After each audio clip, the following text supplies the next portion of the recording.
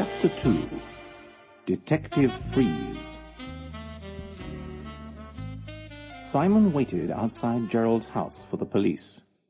He had the bug in his pocket, thinking of why someone would kill Gerald. He knew Gerald was a scientist, and he thought he worked on animals to find cures for illnesses. Why would someone want to kill him for that? 4 police cars, an ambulance, and 1 black car drove up to the front of Gerald's house.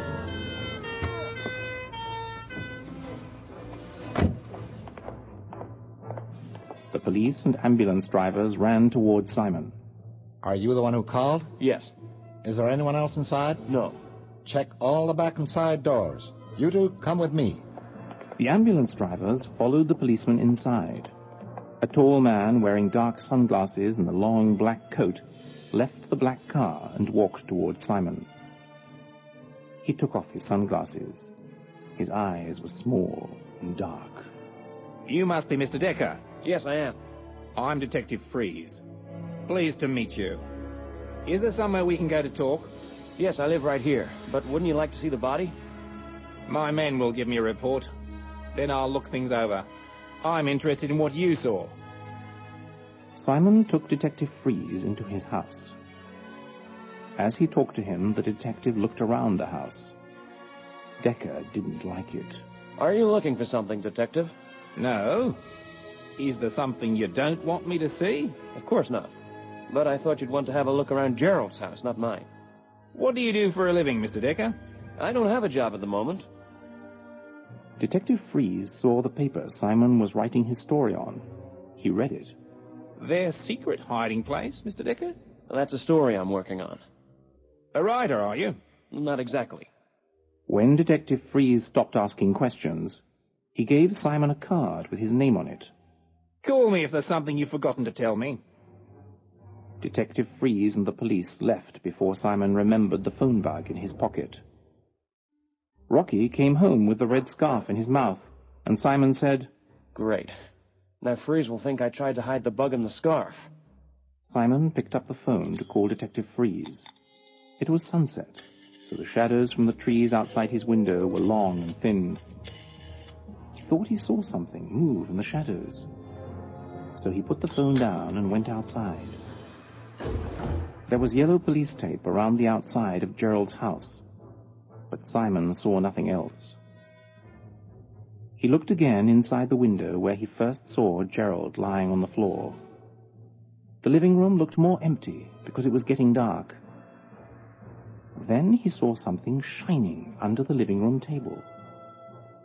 No one was outside at that time, so Simon went back into Gerald's to see what it was. It was a round, gold button from someone's coat. He couldn't understand how the police missed it. He walked towards the back door, but he heard someone opening the front door. He hid in a corner of the kitchen, behind a cupboard near the fridge. 2 men were in the next room. One was Detective Frieze. He heard them talking to each other. Go upstairs and look through everything.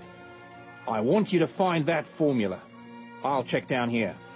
Detective Frieze came into the kitchen and looked in all the drawers and cupboards. Simon was hidden in the shadow of the cupboard he was next to, but Detective Frieze almost saw him when he opened the fridge. The fridge door was right next to his face. He heard the man from upstairs enter the kitchen. He had a hard, deep voice, as if he smoked a lot of cigarettes, or he had a cold. Did you find anything? Frieze closed the fridge and walked away. No, nothing. We've got to find that girl. She must have it. We have our phone bugged, but we haven't heard anything. What about her roommate, the waitress? She works at a place called Tivoli's. We have someone watching her. Let's bring her in for questioning. And bring that guy from next door, Decker. I think he knows more than he's telling us. Detective Frieze and his man left. Simon waited a little before he came out from behind the cupboard. He realized Frieze was involved in the murder, so he couldn't call him. He sat thinking of what to do when he smelt something like rubbish.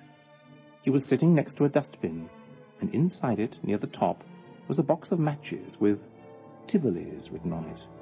He thought of going there to speak to the waitress. Maybe she could tell him something useful.